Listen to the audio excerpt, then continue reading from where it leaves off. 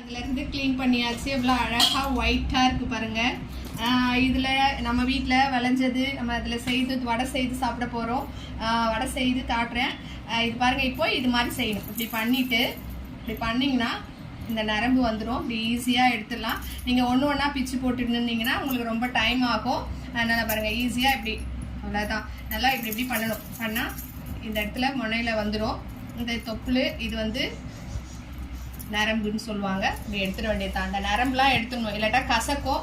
நரம்புலாம் எடுத்துட்டு நல்லா கட் பண்ணி வெங்காயம் கொஞ்சமாக போட்டு நல்லா வடை சுட்டு சாப்பிடுங்க.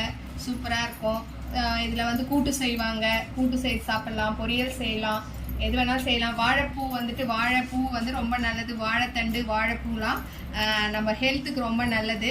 அதனால் இது கிடச்சிதுன்னா கண்டிப்பாக இங்கே வீட்டில் இல்லைனாலும் வெளியாவது வாங்கி இதை வந்து நீங்கள் கூட்டு வடை ஏதாவது செய்து உங்களுடைய ஃபுட்டில் சேர்த்துக்கோங்க. Thank you friends.